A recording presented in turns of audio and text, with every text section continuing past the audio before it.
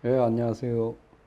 이번 시간은 전기가야 연맹의 붕괴. 왜 전기가야가 붕괴됐는가?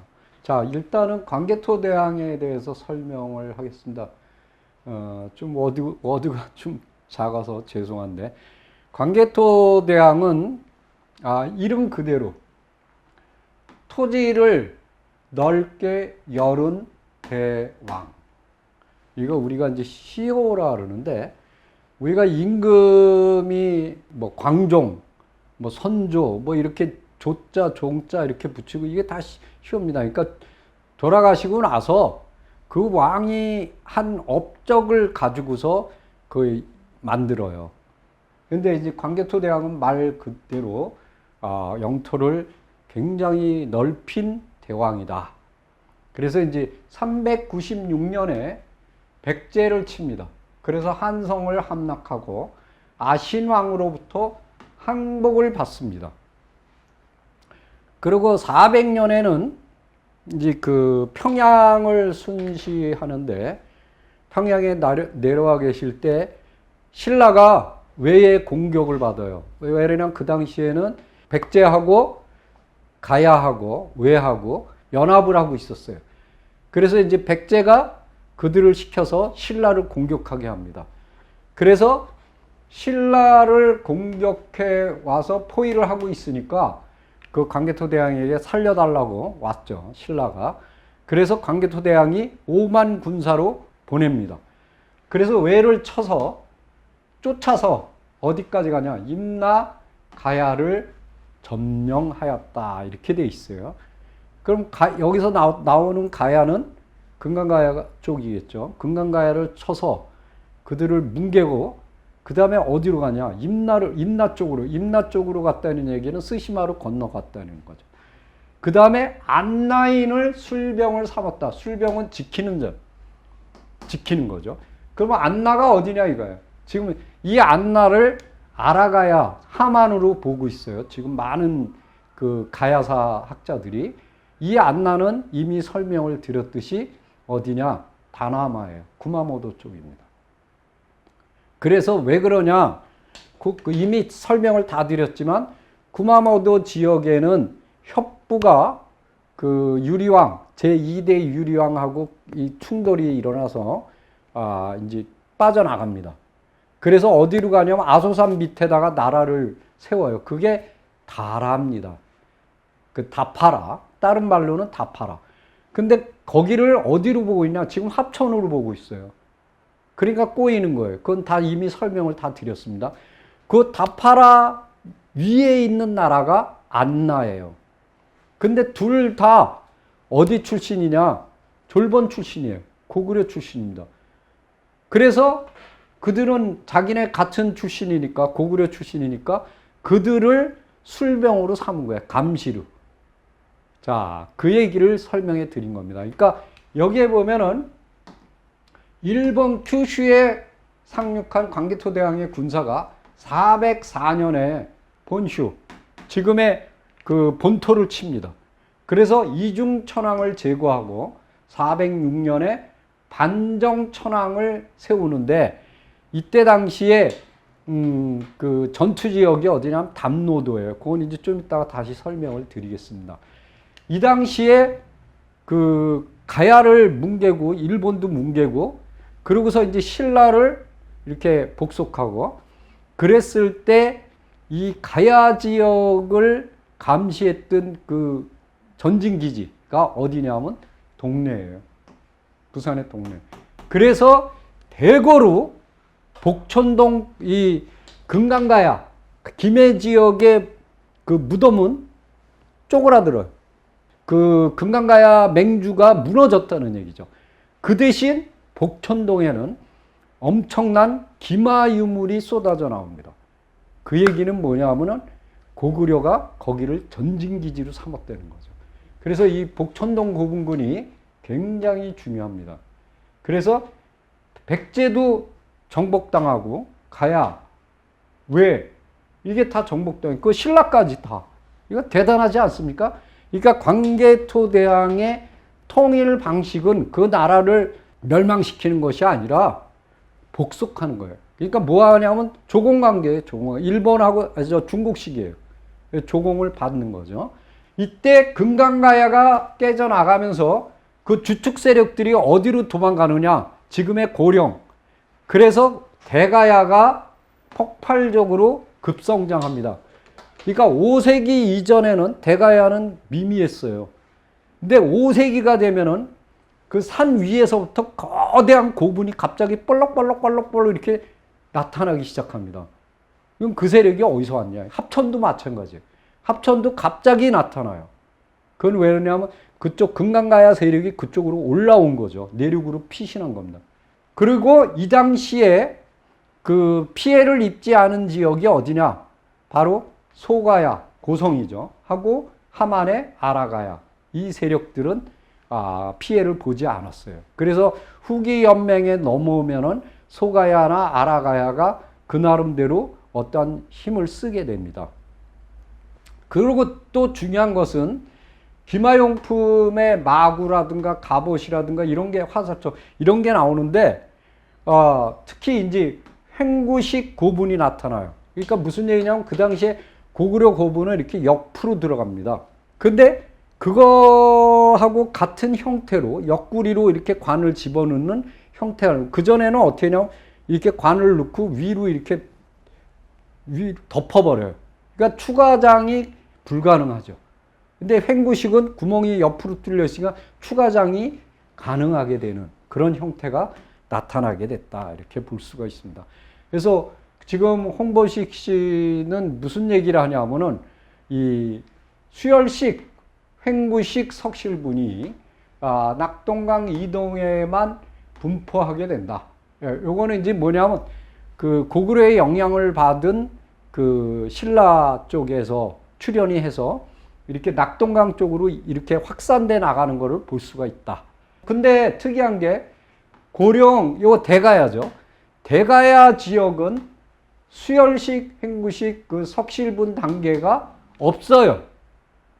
그러니까 거기는 그 가야의 그 특별한 묘제, 수열식 석실분, 요거 그대로 넘어가요. 그 가야의 그 깨일달한 형태의 석실분이 그대로 망할 때까지 계속 된다는 거예요.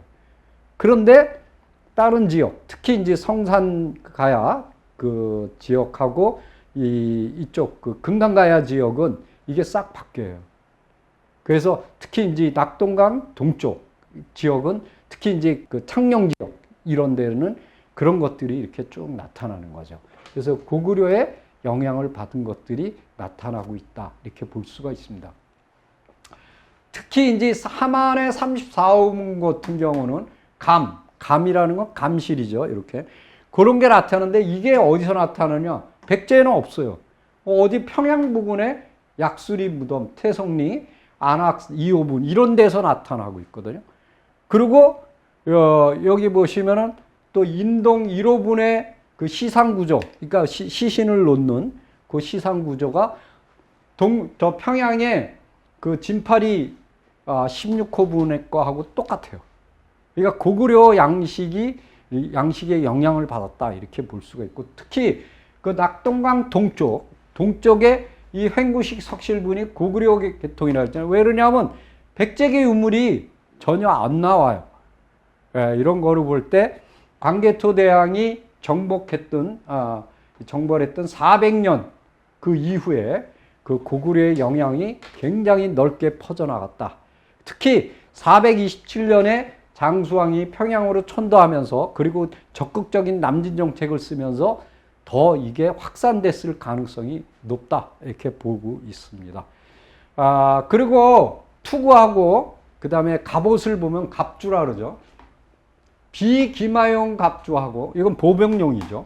기마용 갑주로 나누어지는데 이 보병용 갑주는 4세기 때 김해 예안리 여기는 이제 종색 판장 판역 철주 이렇게 이제 쭉 밑으로 이렇게 돼 있는 그다음 이런 것들이 그다음에 이제 경주의 구정동 이런 데 종장 판역 철주 이런 것들이 나오는데 이거는 뭐냐면 보병용이에요. 근데 기마용 갑주가 튀어나오고 있어요. 이게 언제 튀어나오느냐? 5세기 초예요. 그러니까 광개토 대왕 이후죠. 이거는 몽골발형 갑조. 그러니까 이건 뭐냐면 이 투구인데 이렇게 볼록 해갖고 여기 이렇게 쭉쭉 이렇게 내려오는 거예요. 그러니까 그걸 이제 몽골에서 많이 쓰거든요. 그거하고 비슷하게 요 꼭대기에 이렇게 주발 엎어놓은 것처럼 된 걸 그걸 복발이라고 그런다. 복발. 동그랗게. 그리고 이제 기마용 갑옷인 괴갑. 지금 우리가 쓰는 그 조선시대에 있는 이렇게 조각을 쭉 이은 거. 그걸 괴갑이라고 합니다. 이런 것들은 왜냐하면 말에서 이 두꺼운 철판 옷을 입을 수가 없어요. 왜? 무겁고 말이 견디질 못해. 그 다음에 칼을 휘두를 수가 없어요. 그래서 이렇게 찰갑을 이렇게 쫙 이어서 하는 거예요. 이게 이제 칼을 마음대로 휘두를 수 있고 가볍죠. 자, 이런 것들이 5세기 초에 폭발적으로 나타나는데 특히 어디서 나타나냐? 동네 복천동 고분군에서 많이 나온다. 이런 것들. 그러니까 이거는 광개토대왕의 바로 이제 남쪽 정벌에 의한 것이다. 이렇게 볼 수가 있습니다. 그 다음에 이제 신경철 교수는 뭐냐면 그 신라토기 중에서 복천동 31호, 32호 요거 이제 낙동강 하류에 갑자기 구식의 경주 토기가 폭발적으로 나타나는데 요거는 400년의 그 광개토대왕의 그 정벌 결과로 볼 수 있고 특히 이제 여기서 나오는 복천동에서 나오는 마구류, 갑원류 이게 다 고구려 계통인 거를 갖다가 볼 수가 있다 이렇게 설명이 되겠습니다. 신라토기하고 가야토기의 특징이 뭐가 틀리다 그러냐면 신라토기는 상하 교차 투철이에요. 이렇게 지그재그로 이렇게 왔다 갔다 하게 되는 거죠. 근데 가야토기는 쭉 이렇게 나타나죠. 근데 이제 대부분 성상가야, 그 다음에 이제 창녕의 비화가야, 그 다음에 금강가야, 김해, 이런 데는 뭐냐면 이렇게 상하 교열 투창, 그러니까 신라식의 토기가 이렇게 많이 나타나요. 그래서 요런 것들이 이제 주로 어떻게 되냐면 황남동에서 나타나고, 그래서 신라의 그러한 것들이 이제 퍼져나가는 게 보통 이제 보면은 한 430년경이라고 볼 수가 있어요. 그리고 광개토대왕이 이제 일본 쪽으로 들어가서 차지했던 지역이 큐슈하고 스시마이죠. 그래서 여기에 이제 임나 연정 여러 개의 나라를 갖다 묶어서 다스렸는데 10개의 나라라 그랬어요. 거기에 보면은. 근데 바다에 3개, 육지에 7개가 있다. 그래서 이제 다라국, 안나국, 말로국, 뭐 이도국, 뭐 이런 것들이 7개. 요거 이제 큐슈에 있는 거죠. 그 다음에 바다에 있는 건 뭐냐? 스시마, 이끼시마, 그 다음에 오도열도, 이런 데 3개가 있죠. 요렇게 뭐 있고, 그 다음에 이제 안나국, 지금의 구마모토 쪽에 있던 안나국이 졸본 출신이기 때문에 이들로 하여금 감시를 하게 하였다. 이렇게 이제 설명이 되겠습니다. 그랬는데 일본의 식민사학자들은 임나 일본 부서를 그대로 수입해 와서 지금도 뭐 대구, 고령, 성주, 합천, 거창, 의령, 창녕, 진주, 사천, 함안, 창원, 김해 이런 데다가 다 세팅을 해놨어요. 그래서 지금도 해방 왜 이런 결과가 왜 나오느냐? 이병도 박사하고 이후에 그의 제자들에 의해서 이게 심화돼서 그렇습니다.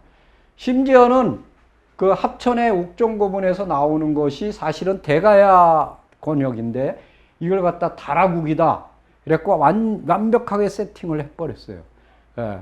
그런데 일본 사람들이 일제시대에 그 가야 지역을 샅샅이 도굴 했습니다. 어마어마하게. 그런데 임나일본부에 대한 그 유물은 단 한 점도 못 찾았습니다. 심지어는 고령에 가니까 그 왕궁터에 임나 왕궁이라고 딱 써 있었어요. 근데 지금 이제 그게 지워버렸는데, 그 정도입니다. 우리가 이제 광개토대왕의 백제 한성 함락을 한번 자세히 살펴보도록 하겠습니다. 뭐라고 되어 있냐면 306년에 백제를 쳐서 58개의 성을 갖다 뺐어요. 여기 뭐라냐? 58성 700개 촌락을 취했다. 이렇게 되어 있어요. 그래서 한강 이북에 18개, 한강 이남에 40개의 성을 빼앗았는데 대왕이 아리수라는 건 한강이죠. 한강을 건너 백제의 도성인 한성을 함락하여 백제의 아신왕으로부터 남녀 1000명, 세포 1000피를 받고 노객이 되겠다고, 신하가 되겠다고 서약하였다. 그래서 백제왕의 아우와 대신 18명을 끌고 개선을 하였다. 근데 이 구절에 뭐라고 됐냐면 왕이 매후 이때 이제 왕은 어디에 와 있었느냐? 아차산입니다. 아차산성. 아차산성에서 총지휘부를 설치하고 노하여 아래수를 건너 선두부대를 보내 성으로 진격하였다. 이때 백잔의 군대가 귀홀로 돌아가요. 쫓아가 성을 포위하였다. 그러니까 무슨 얘기냐면 지금 그 아리수 한강 바로 옆에 있는 게 풍납토성이거든요.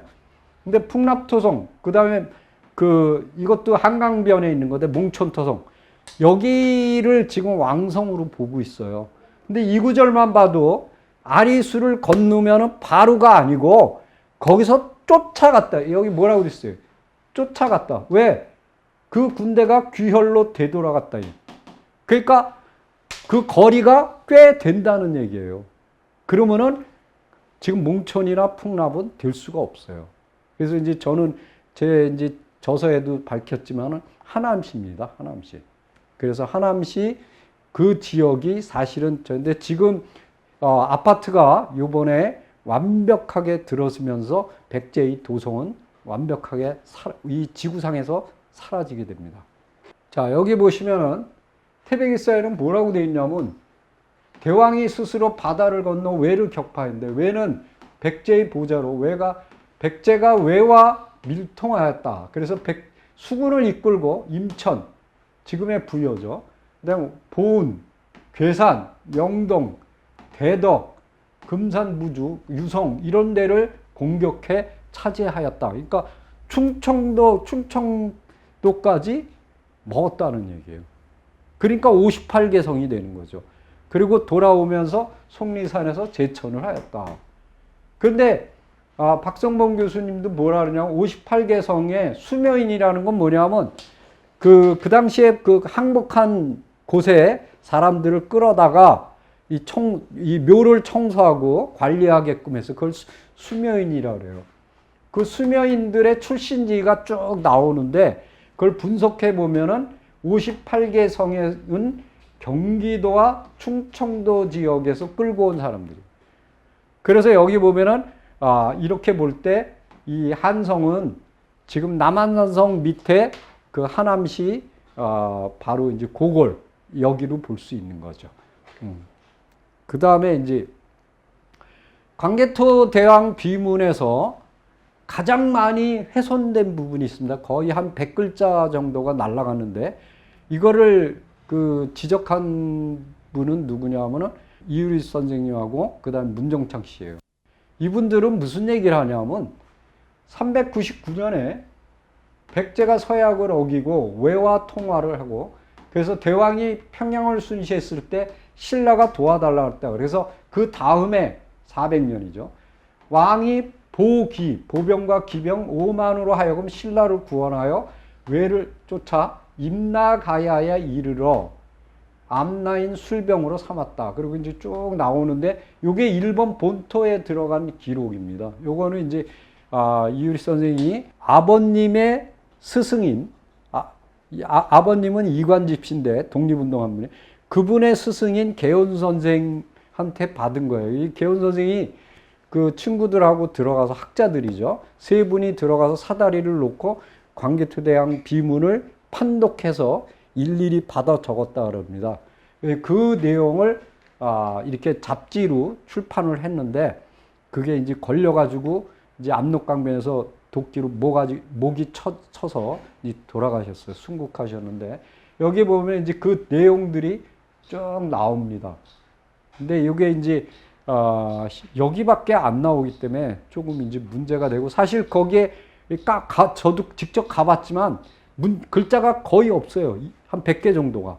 근데 그 부분에 대해서 언급하는 사람이 한 명도 없습니다. 그런 게 좀 비극적이죠. 근데 일본 서기에 문정창 씨가 요거를 찾아놨어요. 아주 재밌는 내용이 나옵니다. 이중천왕 5년에 뭐라고 돼 있냐면 축자국은 지금 후쿠오카죠. 축자국에 자리한 삼신이란 말은 우리나라만 씁니다. 일본에는 없어요. 삼신이, 그러니까 우리나라의 신이죠. 궁중에 나타나 말하되 왜 나의 백성을 빼앗아 가느냐? 나는 너를 참사하게 할 것이다. 죽여버릴 것이다. 바람과 같은 소리가 있어 공중에서 외쳐 가로되 검도 태자 왕이로다. 이거 누구를 상상할 것 같아요? 검도 태자. 광개토대왕이에요. 태왕이잖아요. 뒤이어 천왕이 담노도에서 사냥을 하였는데 황비가 죽었다. 마누라가 죽었어요. 이거 무슨 얘기예요? 사냥을 간 게 아니에요. 담노도에서 전투가 벌어진 거예요. 누구랑? 광개토대왕의 군대하고. 근데 마누라가 전사당한 거죠. 이해 10월에 축자에, 후쿠오카죠. 차지부를 파하여 모두 삼신에게 준다고 명하였다. 뺏긴 거예요. 주긴 뭘 줘요? 뺏긴 거죠. 그러니까 누구가 차지한 거예요? 광개토대왕이 차지한 거예요. 이걸 갖다 살짝 빚고 왔어요. 비비고 온 거예요. 왜 그게 나타나느냐? 자, 신찬성시록이라는 책이 있습니다. 이건 천황, 귀족들의 성을 갖다 쫙 어디서 나왔다고 한 거예요. 여기에 뭐라고 하냐면 남파연이라는 성은 고구려국의, 여기서 고려국이죠. 고구려의 호태왕으로부터 나왔다. 그 호태왕이 누구예요? 광개토대왕이에요. 지금 이 기록하고 신찬성시락의 이 기록을 합하면은 무슨 얘기예요? 광개토대왕이 일본을 쳤다라는 거죠. 그래서 거길 차지했다는 거예요. 그러니까 전사당한 거예요. 이 이중천왕의 부인이. 네. 자, 그런데 더 중요한 얘기가 있습니다. 고구려의 세력이 5세기의 큐슈의 일부에 뭐가 나타나느냐? 고구려식 고분이 나타나요. 아까 횡구식이라고 그랬죠?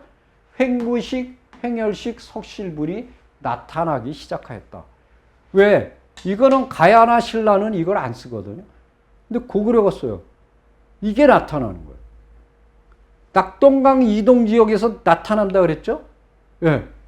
그런데 더 중요한 게 뭐냐? 나라 지역의 아스카촌에 뭐가 나타나냐? 미야츠카 고분이라는 고분이 나타나요. 근데 이 고분이 동서로 41m, 남북으로 42m, 높이가 4.5m. 4단 이상의, 4단위 이상의 고구려계 계단식 적석총이에요. 그냥이 아니에요. 적석총이에요. 대단하지 않습니까? 보세요. 이거 이렇게 생겼어요. 이런 게 나타나는 거예요. 이건 뭐 고구려잖아요. 예, 정확하죠. 그런데 더 중요한 거는 이 아스카 지역에 뭐냐, 다카마스 고분이라는 고분이 나와요.